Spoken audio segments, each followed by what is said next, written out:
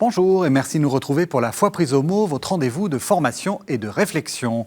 Cette semaine, à la demande de plusieurs d'entre vous, je vous propose de revenir sur le sacrement de réconciliation, que l'on nomme aussi pénitence ou confession. Cette multiplicité de noms est déjà un indice de la complexité de ce qu'il opère. S'agit-il d'une confession de ses péchés, d'une pénitence pour obtenir le pardon de Dieu, ou bien d'une réconciliation avec lui? Pour le comprendre, il faut certainement revenir à l'histoire, car c'est un sacrement qui a un peu évolué dans la forme qu'il a prise, que veulent dire ces différentes transformations et comment le pratique-t-on aujourd'hui. Pour répondre à ces questions, deux invités, le père Pascal Nègre, bonsoir. Bonsoir. Vous êtes curé de la paroisse de Saint-Ambroise à Paris et vous êtes également enseignant au Collège des Bernardins. Absolument. Et puis le père Gilles Drouin, bonsoir. Bonsoir. Vous êtes prêtre du diocèse d'Évry et vous êtes également directeur de l'Institut supérieur de liturgie à l'Institut catholique de Paris. C'est ça. Voilà. Peut-être pour commencer, qu'est-ce que vous pensez de mon lancement ? Est-ce que vous êtes d'accord que finalement, c'est cette hésitation entre les différents noms de ce sacrement peut être aussi une... Enfin, je dis hésitation, mais c'est pas forcément une confusion, hein, mais peut être aussi une manière de voir la complexité du sacrement. Ah oui. Vous voyez, j'ai le rituel ici. Oui. Le rituel en langue française, c'est célébrer la pénitence et la réconciliation. Alors qu'en latin, c'est penitentia. Donc on voit bien que c'est pas tout à fait la même chose. Et on en parlera à mon avis en termes historiques, mais il y a des strates. Il y a des strates, c'est un sacrement qui a bougé dans sa forme, et moi je suis tout à fait d'accord avec la présentation, puisque vous nous posez la question. Oui. La complexité, elle est liée aussi à la complexité de la matière, parce qu'on travaille sur quelque chose d'humain. La culpabilité, la faute, le péché, etc. Donc on voit bien que, oui, on a une matière complexe, si j'ose dire, et qui se traduit, eh bien, on verra, mais par plus que des oscillations, des évolutions, et qui se traduit par des noms qui évoluent, qui changent. D'ailleurs, les fidèles sont plus ou moins à l'aise avec une formulation ou l'autre. Certains réclament la pénitence, d'autres veulent plutôt une approche plus de l'étreinte, de la réconciliation, mais en réalité, plus qu'une difficulté, moi je dirais que ça désigne la richesse de ce qui est en jeu là, mais c'est vrai que là, on en fait l'expérience quand on vit une expérience de pardon dans notre vie, dans notre famille ou parmi nos proches, qu'il y a quelque chose de miraculeux qui s'opère, mais qui entraîne effectivement un repentir personnel, une ouverture du cœur de la part de l'autre, une célébration d'une forme de réconciliation, une joie qui en surgit. En fait, ça touche dans notre propre vie et dans les relations qu'on a avec les autres infiniment de critères. Et dans la vie avec Dieu, c'est la même chose. C'est tout l'être, toute l'histoire, toute la personnalité aussi qui est engagée. Et donc, à la démarche de pénitence ou de repentir, s'ajoute la surabondance d'une réconciliation. Cette richesse-là, on n'a pas trop de 2 ou 3 mots pour effectivement la définir et y entrer. Alors vous avez déjà commencé à nous introduire à l'idée qu'il y avait plusieurs... que ça a un peu évolué, c'est un sacrement qui a évolué. Est-ce que vous pouvez, très rapidement, il ne s'agit pas de faire un cours de liturgie, mais nous donner les quelques grands moments d'évolution de ce sacrement ? Oui, on peut. Il y a 4 grandes étapes. Alors, tous les sacrements, ont été institués, comme on dit, par notre Seigneur Jésus-Christ. Parce que ça, c'est important d'y tenir. Mais le Seigneur n'était pas dans un confessionnal derrière une grille. Oui. Mais on peut pas. Vous êtes bibliste, je crois. Dans le Nouveau Testament, le Seigneur a passé son temps à pardonner. D'ailleurs, on lui a reproché parfois. Et à écouter les gens. Et à écouter, et à pardonner. Donc il y a quelque chose de profondément enraciné, même si la forme a évolué. Je pense que ça, c'est assez fondamental. Après, il y a l'institutionnalisation de la forme. Il faut, l'Église met en place des institutions. Alors, il y a 4 étapes.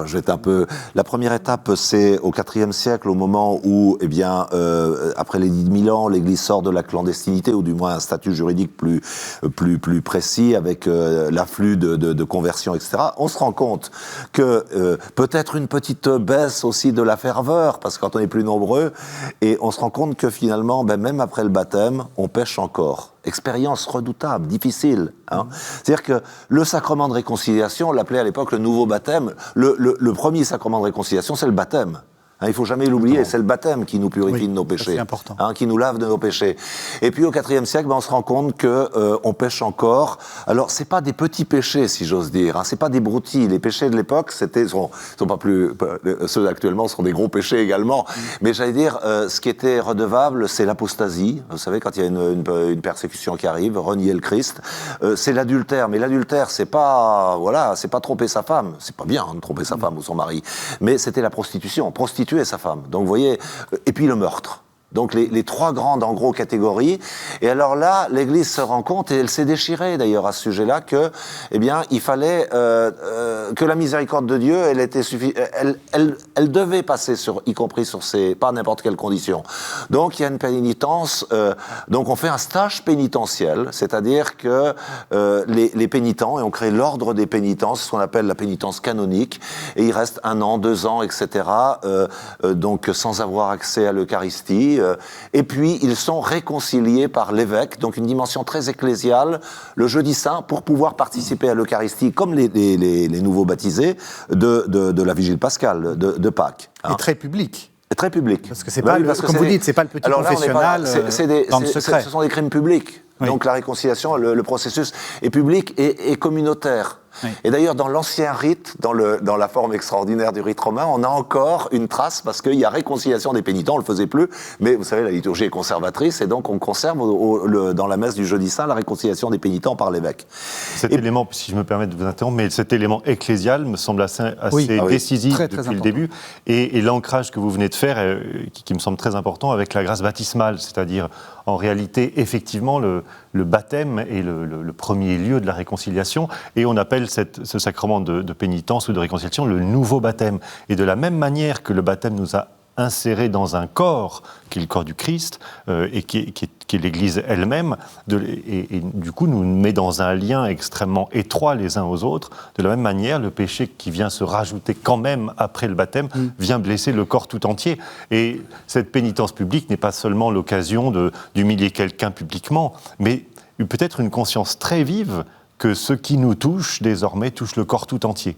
Et que, du coup, la réconciliation, elle est vécue aussi par le corps tout entier et célébrée dans un lien au catéchumène, parce que c'est la grâce baptismale qui est restaurée en nous par la miséricorde de Dieu. Et le corps tout entier se réjouit quand un membre du corps est restauré et réconcilié. Et si je puis me permettre, une difficulté théologique, une difficulté théologique extrême, qu'on voit bien par exemple dans l'Épître aux Hébreux ou chez Paul, à partir du moment où le Christ a été crucifié une bonne fois, comment est-ce que le péché peut continuer à avoir de l'influence? Si vous lisez l'Épître aux Hébreux, vous avez l'impression qu'en gros, il n'y a plus rien pour le péché. J'imagine que c'est compliqué à penser ça. Pourquoi le sacrement du baptême ne suffit pas? Oui, alors c'est l'expérience. Et c'est cette expérience historique, on en a des traces, douloureuse d'ailleurs pour le corps, douloureuse de dire, vous savez, alors là, on se rapproche à l'eschatologie, tout nous est donné, mais tout n'est pas donné encore en plénitude. On est dans cette tension. Je reviens quand même sur ce que vous dites. Je pense que la question du lien au baptême, vous le soulignez pastoralement. J'étais curé également avant d'être uniquement, à l'Institut de liturgie. Elle est assez fondamentale, la dimension communautaire, mais la dimension baptismale. Je pense que se confesser ou recevoir le pardon de Dieu, etc., c'est retrouver la fraîcheur, la vitalité de son baptême. Il y a quelque chose d'important, j'allais dire, de ne jamais couper la dimension pénitentielle ou de réconciliation avec la source baptismale. Mm-hmm. Fondamentalement, c'est la grande grâce de notre vie de baptiser. On a fêté tout récemment le baptême du Christ. C'est d'entendre cette parole du Père qui nous dit « Tu es mon bien-aimé, en toi j'ai mis toute ma joie ». Et l'enjeu, c'est de vivre de ça, de cette joie-là, qui est en fait la joie de toute l'Église. Et ce que vous disiez du salut, effectivement, est un peu un mystère. Ce monde est sauvé, notre vie est sauvée, même quand elle n'en a pas trop l'air, et quand elle freine un petit peu pour recevoir le don de ce salut. Mais c'est sans doute aussi une clé pour savoir comment se situer vis-à-vis du sacrement de réconciliation. On n'y va pas pour gagner le salut, on n'y va pas pour essayer d'atteindre le salut, ou pour peut-être même l'acheter par une forme de pénitence. Parce que la base, c'est qu'il est donné, le salut. C'est qu'il est acquis à la croix, dont vous parliez à l'instant dans l'Épître aux Hébreux, que nos vies ont été baignées et sauvées, et qu'il nous faut en vivre de ce don-là de Dieu. Mais cette miséricorde surabondante, elle est préalable à notre péché maintenant. Elle le porte déjà, elle l'explique, d'où un milieu de vie assez singulier dans lequel on peut se situer quand on pense à aller vivre le sacrement de réconciliation, c'est celui du salut déjà donné, de la miséricorde qui déjà, d'une certaine manière, nous porte, quand bien même nous ne la recevons pas aussi pleinement que nous devrions. C'est bien, vous faites à la fois de la théologie et de la pastorale, c'est-à-dire que vous nous dites, c'est d'ailleurs la même chose, c'est quand vous dites, effectivement, c'est peut-être une des premières dispositions qu'il faut avoir quand on va vers le sacrement de confession, de réconciliation, de pénitence. Je remarque en tout cas, puisque vous êtes bibliste, si on lit l'Écriture, que ce qui fait que le fils prodigue revient vers le Père, c'est sans doute qu'il a un peu faim et qu'il est en train de garder les cochons et qu'en fait il est quand même aux portes de la mort, mais c'est qu'il s'arrête et qu'il se souvient de qui est son Père. Il se souvient de la maison du Père. Il ne recommence pas par regarder sa misère, il se souvient de la bonté de Dieu. Et dans ce regard-là, il peut dire « mais c'est vrai, j'ai péché contre le ciel et contre toi, Père ». Et alors il commence le chemin du retour. Et moi je trouve personnellement que l'expérience de l'amour fou de Dieu qui nous précède, parce que c'est ça l'amour, c'est lui qui nous a aimés le premier, c'est pas nous, et nous permet de voir qu'est-ce qui est blessé par le péché. Quel est l'amour qui est blessé par le péché, de le rendre d'une certaine manière un peu plus insupportable encore. Je ne suis pas tout à fait sûr que se regarder soi-même pour se condamner dans la réalité de son péché soit un moteur très puissant pour nous faire vivre de la joie de Dieu. On continue ? On continue. On est en plein de. Non, mais ce qu'il y a de bien, c'est que. Dans les étapes, oui, parce que. Vous faites de l'histoire et de la théologie en même temps. On voit très bien que chaque étape peut nous apporter quelque chose, exactement. enrichir la perception qu'on a du sacrement. Alors, on continue, puisque. Mais ça n'a plus marché.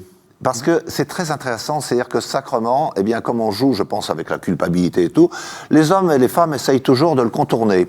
Et ce qui s'est passé, c'est que très souvent, eh bien, finalement, on retardait le baptême. On se faisait baptiser sur son lit de mort, in articulo mortis, comme ça, parce que c'était quand même un peu gênant, cette pénitence publique, si j'ose dire, je le présente un peu en souriant, et que l'Église s'est rendue compte que, vous voyez, on contourne, et ça c'est très très intéressant. On contourne, et alors la deuxième étape, eh bien, elle vient de nos amis les moines irlandais. Les moines irlandais, vous savez que après les grandes invasions de l'Europe occidentale, eh bien, l'Église, la société entière était dans une situation de ruine, parfois de difficultés, et l'Irlande a envoyé des moines qui ont réorganisé, revitalisé le catholicisme, Saint Patrick, Saint Colomban, le christianisme occidental. Et alors ces moines irlandais, alors eux étaient aux prises avec des sociétés un peu rustiques, si j'ose dire, et ils se sont dit, il y a quand même quelque chose, ils ont apporté deux choses. Il y a une notion de gravité de faute. On commence à voir, il y a des fautes qui sont sérieuses, et puis des fautes qui sont moins, dont toute faute est sérieuse. Mais quand même, vous voyez, on introduit une notion d'échelle. Et puis on introduit, et ça c'est le côté magnifiquement pastoral de ces braves moines, c'était pas des moines, c'est des moines pasteurs. Et on introduit la notion de réitérabilité. C'est-à-dire qu'on peut se confesser, dont on ne se confessait pas à l'époque, mais on peut recevoir le pardon de Dieu à plusieurs reprises. Parce que, voilà, vous avez été réconciliés, et puis encore après, eh bien vous pouvez, la pénitence canonique, ça se faisait qu'une fois après le baptême. Oui. Et vous pouvez retomber. On voit c'est très beau parce que finalement c'est la miséricorde. L'Église, elle se rend compte de la miséricorde. Alors on a mis en place ce qu'on appelle d'un mot un peu pas très beau, une pénitence tarifée. Et c'est-à-dire qu'il y a, un engagement, c'est ce qui est à l'origine de nos pénitences, entre guillemets, en fonction de la gravité de la faute. Alors, je souris parce qu'il faut sourire, mais il faut sourire avec beaucoup de miséricorde. C'est l'époque des grands pénitenciers. Vous avez des bouquins où on donne le tarif, entre guillemets. C'est pas, et par exemple, alors moi j'en ai vu un, c'est assez extraordinaire. Donc, un meurtre en France, par exemple, vous allez au Puy. 2 meurtres, vous allez à Rome. 3 meurtres ou plus, vous allez à Jérusalem. Aller à Jérusalem à l'époque, vous risquez d'y rester, si j'ose dire. Donc, on voit bien, mais ça va. Et donc, vous voyez bien la réitérabilité, et puis surtout la prise de conscience que tout n'a pas la même gravité. Alors là aussi, ce système a été contourné. Alors là, c'est le début, par des questions financières. C'est-à-dire que le tarif, vous voyez, on n'est pas loin. Donc, est-ce qu'on fait payer la pénitence? Évidemment, alors là, on entre dans un drame qui peut, je veux dire, qui a gangréné l'Église à plusieurs reprises. Il faut toujours être vigilant dans cette question-là. Oui. Et puis, des questions sociales également, c'est-à-dire que les classes supérieures de la société, eh bien, un aristocrate faisait payer un manant pour faire le pèlerinage à sa place. Et puis, pendant ce temps-là, le brave moine ou l'évêque empochait, j'allais dire, le montant de l'indulgence. Le montant, voilà, ça lui faisait, mettait du beurre dans les épinards, si je le dis un peu en souriant. Non. Et donc, on voit bien que là aussi, vous voyez, cette question qui était partie d'une belle intention, d'une prise en compte de la société dans sa rudesse, on est confesseur, on voit bien, là où il y a de l'homme, il y a de l'hommerie, eh bien, elle est contournée. C'est la deuxième étape. Peut-être une question, parce que je vois qu'on est en train, avec l'histoire, de faire aussi beaucoup de théologie, et peut-être aussi un peu de pastoral. Est-ce que vous avez un pénitencier? C'est une question qu'on a un peu abordée au début avant de préparer cette émission. Est-ce que vous avez des grilles en vous disant, telle faute, je fais telle chose, j'impose telle pénitence ou pas? Et est-ce que c'est pas un peu difficile de faire ça? Alors, je vais vous répondre en deux temps, parce qu'il y a un élément que le Père a dit qui me semble aussi important. Effectivement, le sacrement évolue dans sa forme. Je crois que le péché de l'homme n'a pas évolué dans sa forme. C'est-à-dire que peut-être qu'on prend conscience de quelque chose qui, dans un contexte, est grave ou plus grave. Le péché est grave, je crois qu'on peut le dire, le péché c'est grave. Ce serait grave de penser à force, mais c'est aussi un des mécanismes du péché, et du malin sans doute dans nos propres cœurs de pécheurs, de nous y habituer. Et donc de finir par croire que c'est pas grave. Souvent il m'arrive de me demander pour moi-même, est-ce que je pleure assez mes péchés? Et je crois que je les pleure pas assez. Et qu'il y a des larmes, des belles larmes qui, face à la gravité d'un péché, ouvrent déjà dans notre cœur le rapport le lien avec le cœur de Dieu. Pas de tarif, non, parce qu'il n'y a que des relations uniques, des rencontres uniques entre la gratuité absolue de la miséricorde de Dieu et des vies concrètes, dans des contextes concrets.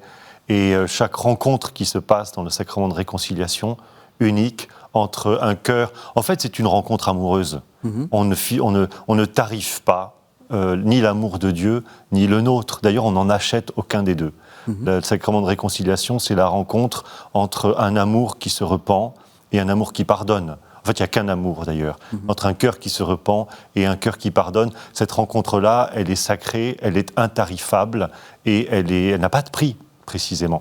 Et donc, on ne peut, quand on est confesseur, comme le Père qui a été longtemps curé, et comme je le suis aussi, que d'abord s'émerveiller de ce qui est en train de se passer et être dépositaire de ce torrent indu de miséricorde, absolument indu, qu'est la miséricorde de Dieu. Vous connaissez la parabole du débiteur impitoyable qui fait l'expérience que son maître lui remet 60 000 pièces d'argent, le salaire d'une vie. Il peut pas rembourser ça, il peut pas acheter, il y a pas de tarif.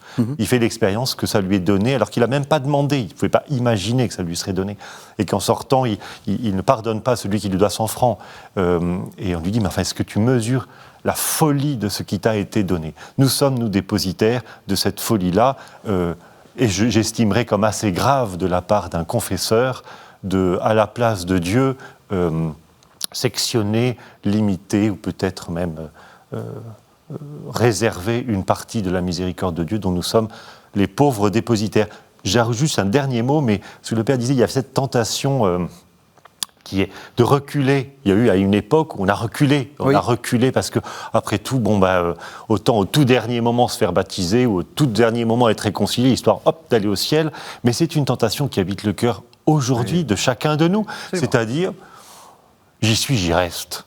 Et puis, ma foi, puisque je vais encore pécher, ma foi, je vais repousser un petit peu. Et on finit par ne plus aller se confesser, mais du coup, ou alors aller au dernier moment.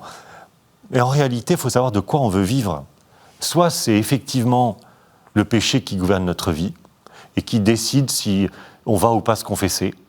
Soit c'est la grâce de Dieu qui porte et anime notre vie, et nous voulons vivre de ça. Mais nous n'allons pas communier à la messe parce que nous crevons de faim. Nous allons communier à la messe parce que nous voulons vivre du pain de vie. Et pourquoi on irait se confesser? Parce que notre péché nous écrase. Ce n'est pas le péché qui doit commander notre vie. On va aller se confesser parce qu'on veut vivre de la miséricorde, qu'on veut vivre libre, et qu'on veut que ce soit ça qui irrigue, anime notre vie, et vivre en homme libre. Et je crois qu'il faut décider d'aller se confesser avant même de savoir si on a trop, un peu, pas assez, gravement ou pas gravement péché. On doit aller se confesser parce qu'on veut vivre du pardon. Et d'une certaine manière, c'est ça qui doit guider notre vie, plus que l'écrasement total d'un péché qui, au bout d'un moment, à force de le reculer, deviendrait vraiment trop lourd à porter. J'ai le droit, je vois que vous notez des Non, idées. je notais des choses parce que par rapport à ce que vous dites sur finalement que le péché est le même ou le cœur de l'homme est le même, il y a une petite réaction comme prêtre, mais je pense qu'on peut le dire, peut-être particulièrement comme prêtre, mais également voilà comme être humain. Moi, je suis toujours impressionné. Le Saint-Esprit est beaucoup plus créatif que le démon. Oui. Je m'émerveille, il y a beaucoup plus de créativité dans un cœur qui s'ouvre à la grâce. Le Saint-Esprit fait des merveilles avec peu de choses souvent, hein. Alors que vous savez, le péché c'est toujours la même chose, hein. C'est le sexe, le pouvoir et l'argent depuis la nuit des temps, hein. Peu de choses à peu près. Est-ce que vous êtes en train de nous dire que ce ministère est un peu répétitif? Non, pas du tout. Pas du tout, mais c'est-à-dire, il ne faut pas mettre à parité le diable et le Saint-Esprit. C'est fondamental. Je veux dire, c'est et on voit bien, on est aux prises avec des choses qui sont graves, comme vous dites, hein. Moi, je ne suis pas... Mais ce n'est pas très créatif, vous voyez. Alors que la grâce est créatrice. Ah, mais ça, c'est créatif. Ça, je trouve ça absolument fondamental. C'est-à-dire qu'on fait l'expérience. Il peut y avoir, au bout de 4 heures de confession, une forme de fatigue, oui, d'épuisement ou de lassitude, même dans le cœur du Pourquoi? Parce que c'est toujours confesseur pareil. qui est lui-même un pauvre pécheur, Oui. parce que le cœur de l'homme n'est pas nouveau depuis sa création. En revanche, on est fasciné par la nouveauté de l'Esprit Saint, par la radicale nouveauté de ce que Dieu fait, la jeunesse de Dieu, quand il surgit dans une vie. C'est fascinant, à tel point que même celui qui se dit « mais si je reviens dans un mois ou dans 15 jours, je vais redire les mêmes choses ». Oui, mais la grâce de Dieu sera le surgissement d'une nouveauté radicale à chaque fois.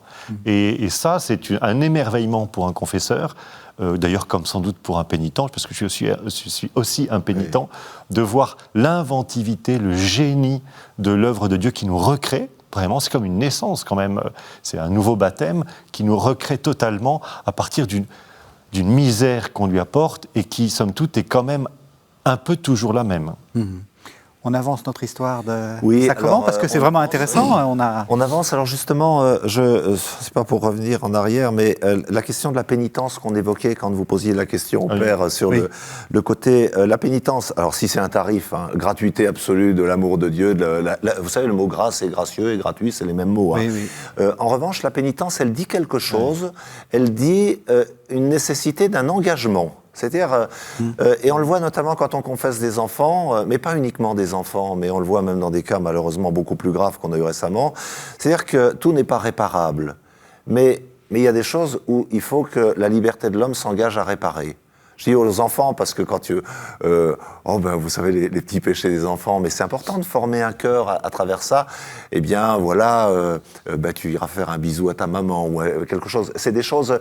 Et la pénitence, elle dit ça. C'est-à-dire, elle dit, à mon avis, hein, dans la perception pastorale que j'ai. Et donc de cette étape de pénitence tarifée, il faut garder ça.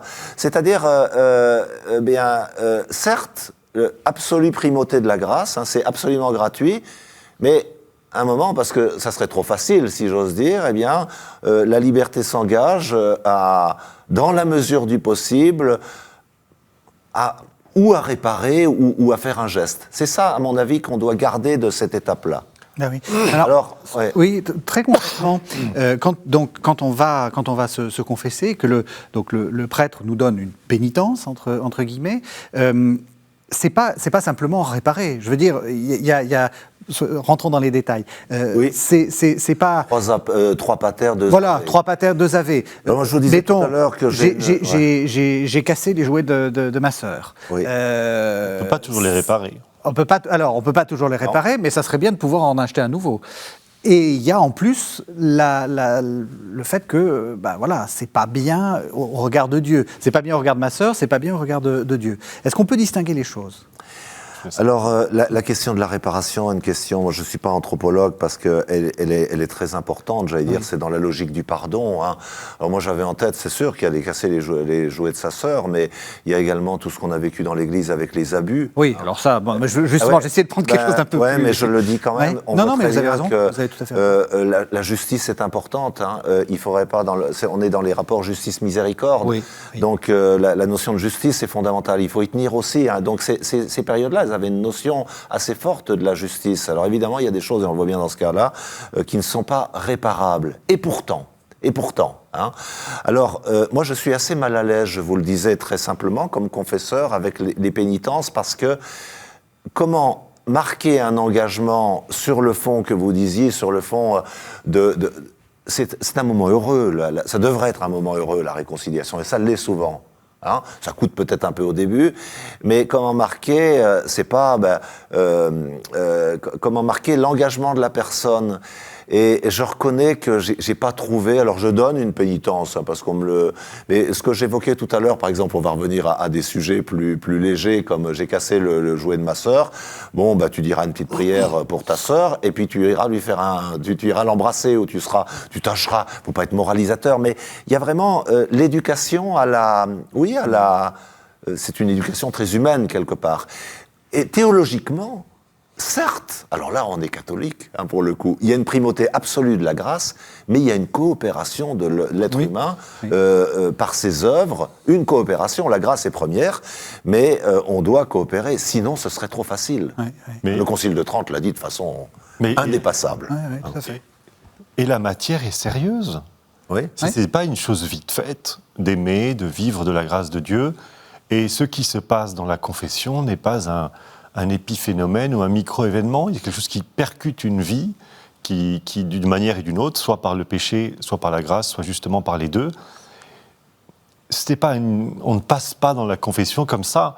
Et moi, je donne toujours une pénitence. Je trouve ça très important, d'abord parce que ça honore la réalité de ce qui est en jeu et de ce que vient de faire le pénitent. Serait-il un petit enfant qui nous dit des choses qui pourraient nous sembler... finalement futile, mais c'est pas futile du tout parce qu'il le fait avec une certaine gravité. D'ailleurs, les enfants ont souvent une conscience spirituelle plus grande de ce qui est en jeu, même s'ils n'ont pas encore les mots pour nommer le péché dans sa matérialité. Je donne toujours une pénitence mais vous remarquerez qu'on ne donne pas l'absolution après la pénitence. On donne d'abord de manière conditionnée à la pénitence. D'abord, l'absolution est donnée, surabondante et imméritée. Et la pénitence est une réponse au pardon.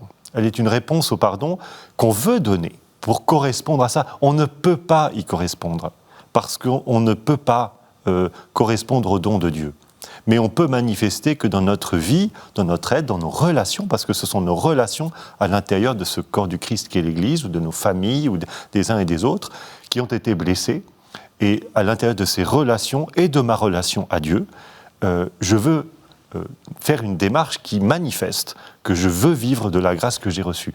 Parce que quelque chose m'est donné dans la confession. On ne part pas à zéro, ce n'est pas une machine à laver. Il y a ce que Dieu enlève dans la confession, c'est le péché. C'est très bien, mais il y a surtout ce que Dieu donne.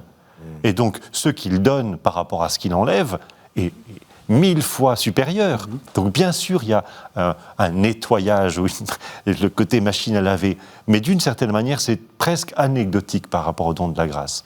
Et la pénitence, elle manifeste à la fois le regret du péché, le désir de réparer, mais surtout la volonté de vivre de la grâce. Et ça, c'est décisif de le faire. Alors, il faut donner des pénitences, je suis d'accord, qui sont faisables, et qui sont faisables vite, pour que, si possible, immédiatement après, et qui touche à la fois, pour moi, j'essaye, à la fois la relation à Dieu et aux frères, c'est-à-dire que quelque chose soit restauré dans ces deux dimensions-là. Et je remarque que ce que vous disiez de la joie compte, parce qu'en réalité, si on reprend la parabole du fils prodigue, vous voyez, on pourrait ne pas se le pardonner, nous, ce qu'on a fait. Et dire, très bien, je reçois la confession, mais je repars avec mon aigreur et mon regret qui va me bouffer. Et en réalité, c'est comme si le fils prodigue disait au père, écoute, très bien, je prends la tunique, je prends l'anneau, je prends les sandales, mais je ne vais pas entrer dans la joie du festin, je vais rester avec les serviteurs parce que je ne suis pas digne d'être appelé ton fils. Ben, c'est vrai, sauf que moi, je t'appelle mon fils. Donc, entre dans le festin.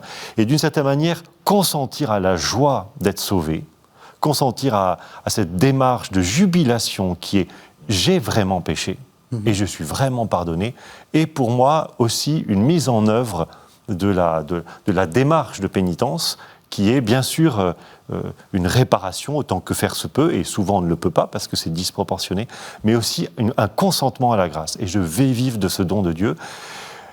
Il a dû être un peu humilié, le fils prodigue, devant la face de tout le monde, des serviteurs. Il avait tout dilapidé. Et voilà qu'il rentre à la place du fils de roi et qu'on tue le veau gras pour lui et qui se réjouit avec tout le monde. Il faut quand même l'assumer. Hein. Ben ouais, entre dans la joie de ton maître parce que tu es un fils bien-aimé. Je vous propose qu'on fasse une pause en écoutant, parce que ce que vous dites m'intéresse par rapport à un texte que je vous propose d'entendre. C'est les canons 987 et 989 du Code de droit canonique. Que nous avons l'un et l'autre en mémoire. Mais vous allez l'avoir en mémoire parce qu'on va vous le lire. Très bien. Et vous allez peut-être même le commenter. Donc nous écoutons le Code de droit canonique de 1983. Pour bénéficier du remède salutaire du sacrement de pénitence, il faut que le fidèle soit disposé de telle manière que, en réprouvant les péchés qu'il a commis et en ayant le propos de s'amender, il se convertisse à Dieu.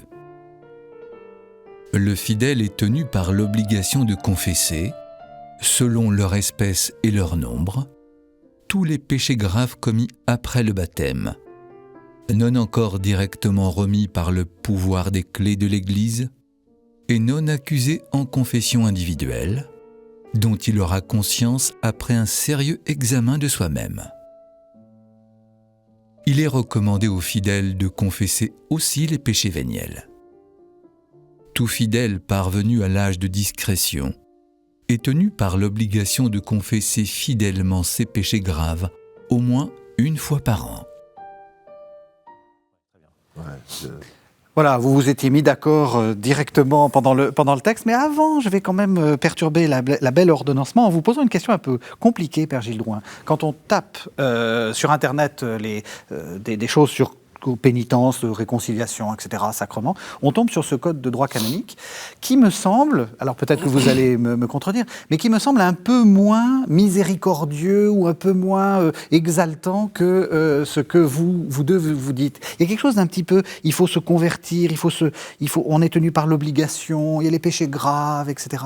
Comment est-ce que on fait le lien entre ce côté très un peu juridique et un côté un peu pastoral ? Alors, je pense que ça tombe finalement pas trop mal parce que il y a déjà le genre littéraire, c'est un texte juridique, donc un texte juridique, il est plus... On n'est pas fait pour rigoler. Voilà, il y a un genre, que ce soit le droit de l'Église ou le droit profane, etc. Et puis, il est le témoin d'une théologie, et justement, c'est la troisième étape, d'une théologie du Moyen-Âge qui insiste beaucoup sur la précision. Hein, c'est la grandeur de la théologie scolastique, vraiment, on veut préciser les choses. Donc, on détaille, et alors, ça me permet de revenir à cette troisième étape, mais je reviendrai sur le Code de droit canonique, où au XIIe siècle, à partir du XIIe siècle, pour un tas de raisons, eh bien, on se dit que finalement, la chose la plus importante, la pénitence, finalement, c'est déjà d'avouer. Oui. Et vous voyez, on a un approfondissement, je reprends, un approfondissement de la connaissance aussi du cœur humain. C'est très beau quand on regarde cette longue histoire, et de la conscience, un affinement des consciences et tout, et donc on demande d'avouer, mais de tout avouer. Et c'est là où on passe les péchés véniels, les péchés mortels, etc., y compris, on n'est plus du tout les très gros péchés, comme j'évoquais dans la première étape. Et alors on détaille, donc c'est vraiment cette époque-là, et qui marque encore notre droit canonique actuellement, à la scolastique marque, et on détaille les conditions pour que ce sacrement, alors on n'utilise pas le mot de validité, mais qu'est-ce qu'il faut faire? Alors c'est l'époque aussi, je vois, on nous demande de confesser l'intégralité de ses péchés. C'est l'époque où au concile de Latran IV, on demande de se confesser une fois par an, mais simplement pour une raison, on oublie souvent. On se demande de se confesser une fois par an, mais c'est pour communier une fois par an, parce que les gens communiaient plus, ne se sentaient pas dignes, justement. Oui. Alors l'Église, parce que l'Église dit, il faut quand même que les chrétiens, on n'a pas perdu cette idée, communient au moins une fois par an. Donc, on faisait ses Pâques, vous voyez, et on se confesse une fois, et on précise. Donc il y a la précision, alors je vais entrer simplement, l'aveu est important, et c'est là où on parle de confession.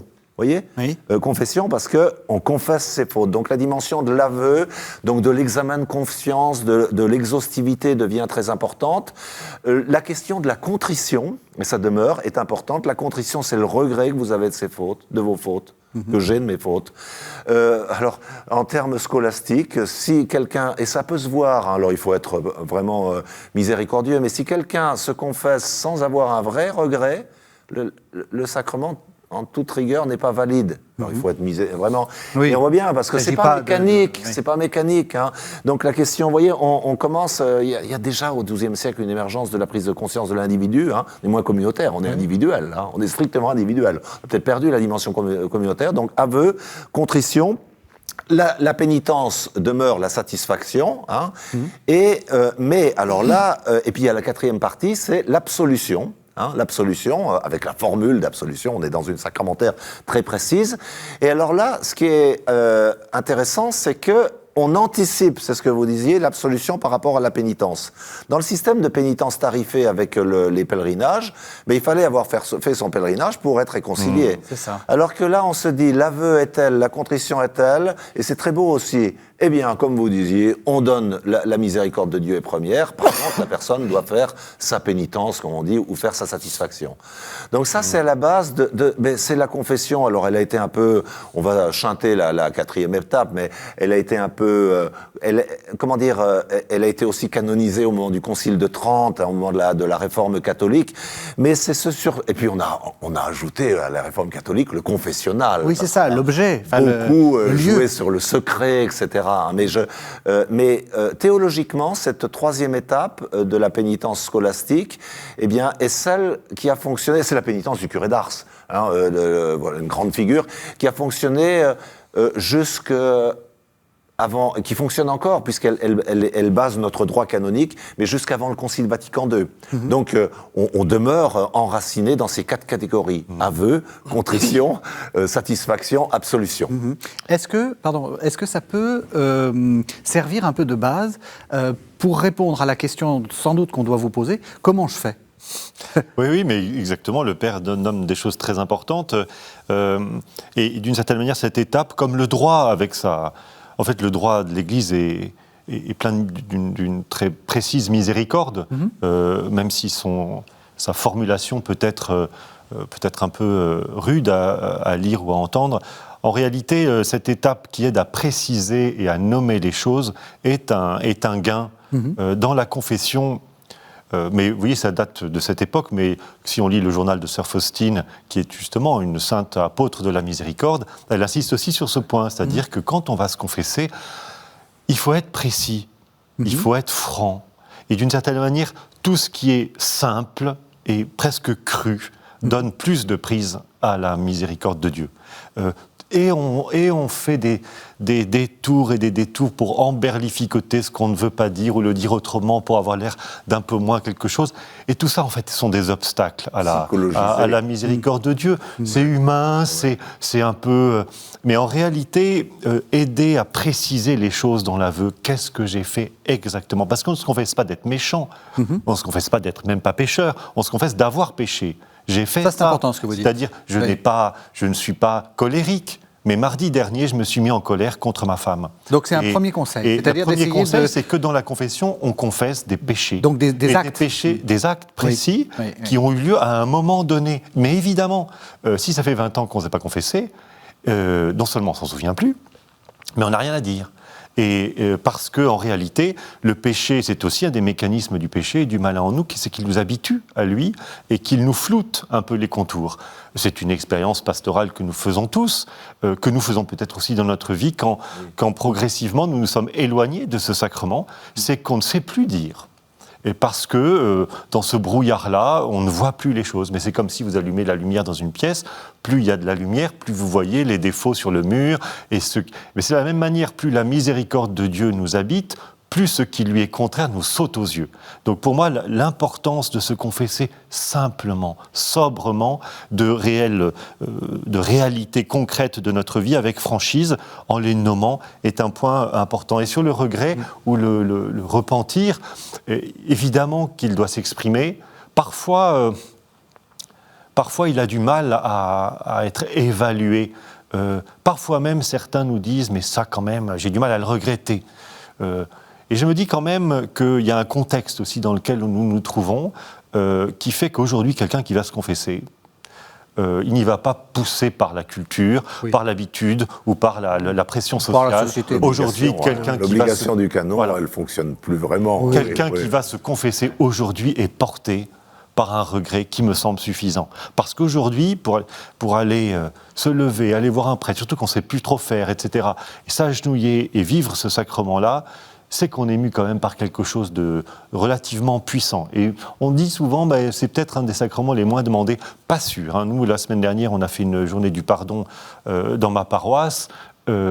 J'étais assis depuis 10 secondes que j'avais un pénitent, et ça a duré 6 heures. Non-stop, on a confessé, on était 6 prêtres, on a confessé non-stop. Donc en réalité, il y a une vraie soif de miséricorde. Peut-être qu'on ne sait plus dire, mais il y a une soif d'apprendre à nouveau à dire c'est quoi mon péché pour vivre de la miséricorde. Mais c'est simple, le bon Dieu ne s'emberlificote pas de formules compliquées pour nous sauver.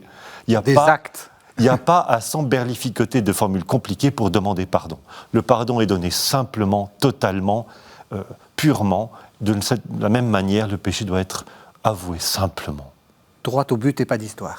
À vous. Et il me semble que cette question de la précision et de reconnaître les actes, comme on dit, pécamineux, les désigner très simplement et pas simplement un vague état, est important. On est dans une société un peu psychologisante et on voit ça souvent, parfois actuellement, on confond, confession parfois et accompagnement spirituel, mais ça c'est autre chose.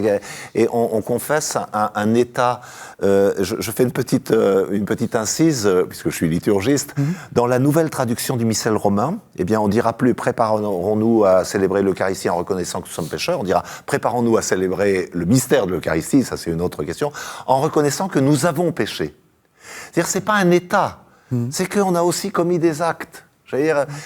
Alors évidemment, on a un état pécamineux, mais et l'agneau de Dieu, c'est la même chose, l'agneau de Dieu qui enlève les péchés. C'est-à-dire que l'état, il se traduit, on pose tous des actes.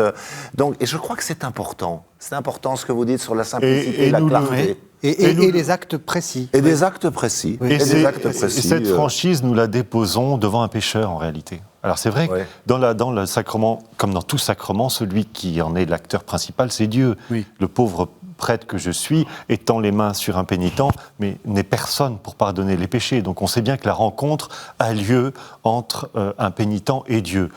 Mais en réalité, c'est quand même un prêtre qu'on va voir, et un prêtre qui est un autre pénitent, en fait, qui est un autre pécheur. Et cette matérialité du péché dans la vie, la chair et le poids de la vie des hommes, elle se dit entre deux hommes qui savent ça, et qui, d'une certaine manière... C'est aussi pour ça, certains se disent, mais à qui je dois parler dans la confession ?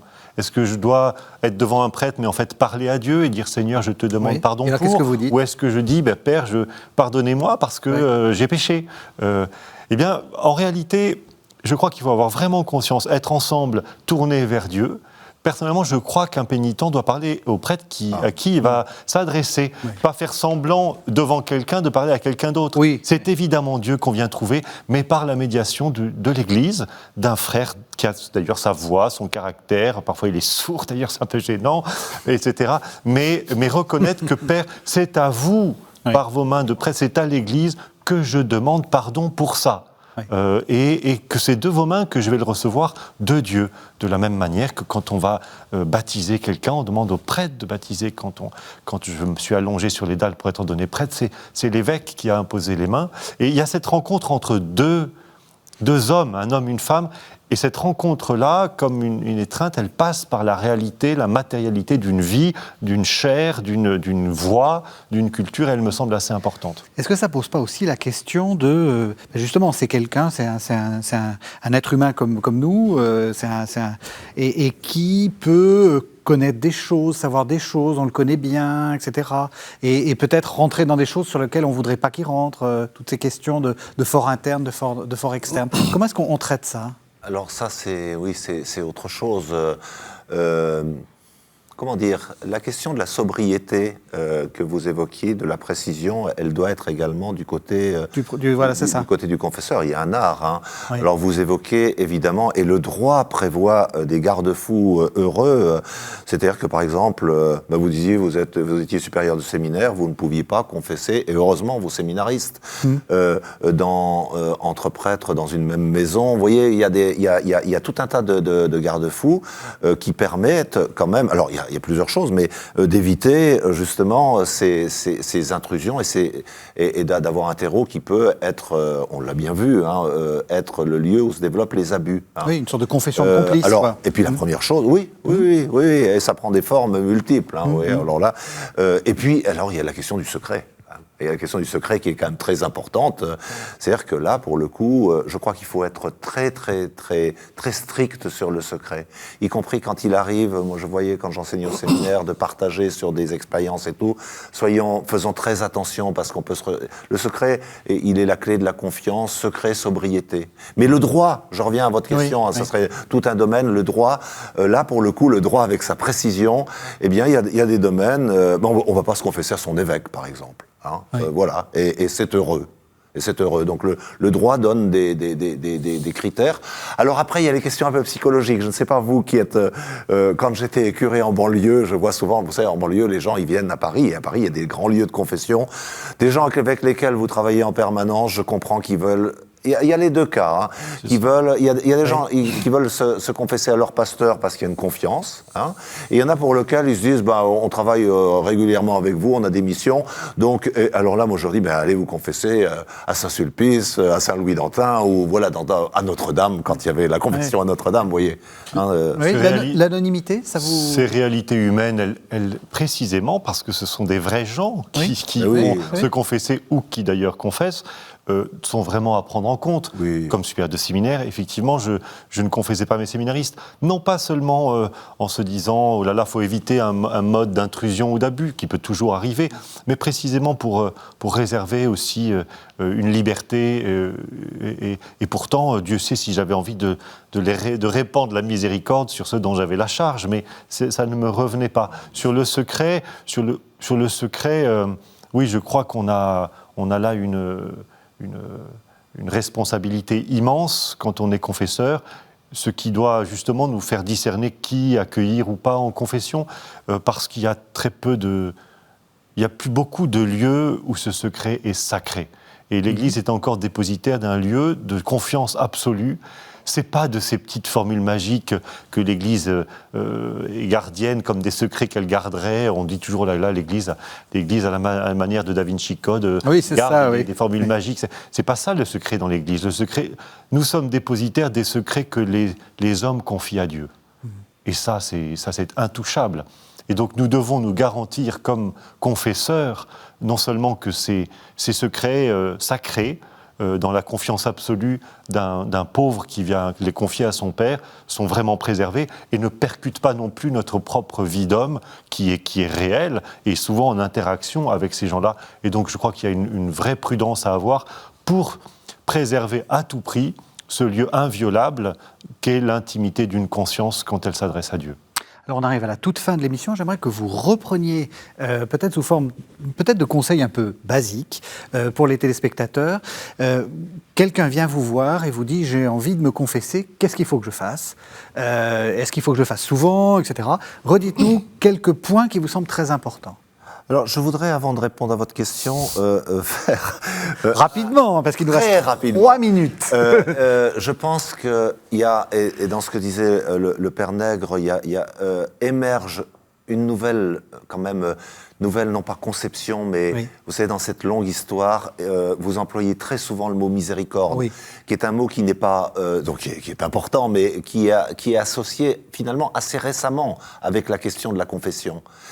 Jean-Paul II, l'année de la miséricorde du pape François, vous citiez Sainte Faustine et tout. Oui. Et je crois que la conception de la confession ou de la réconciliation ou de la pénitence comme rencontre de la miséricorde de Dieu qui manifestement vous habite et qui est elle est probablement quelque chose qui est un des fruits lointains du renouveau liturgique du Concile, et surtout, de ces derniers pontificats. Je le dis parce et qui correspond à un besoin de la société actuelle, etc.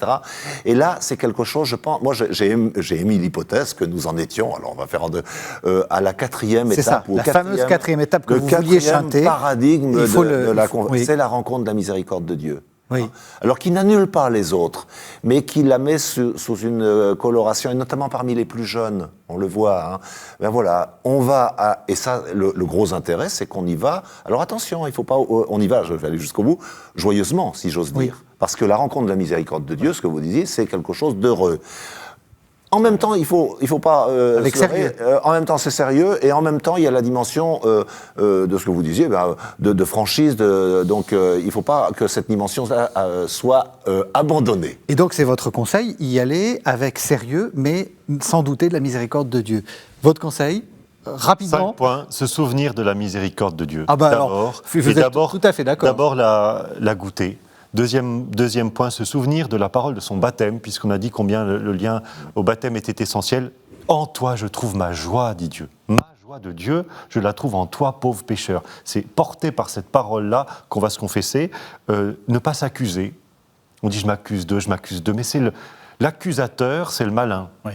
Et donc, soit on entre dans le jeu du malin et on s'accuse, soit on demande pardon, qui est l'agir des fils, ne pas s'accuser, venir parler simplement en vérité, sans aberrificoter, venir régulièrement. Souvent, je ne sais pas, en tout cas régulièrement, d'une certaine manière, décider déjà de la prochaine confession en sortant de la première, mais pour ne pas conditionner la miséricorde au péché, mais décider de vivre de la miséricorde. Et enfin, choisir la joie, c'est-à-dire consentir à être sauvé.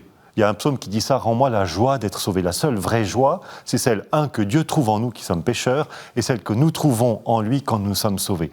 Et donc consentir à ce que ce pardon, en réalité, ait restauré ma vie, et choisir de vivre dans cette joie-là.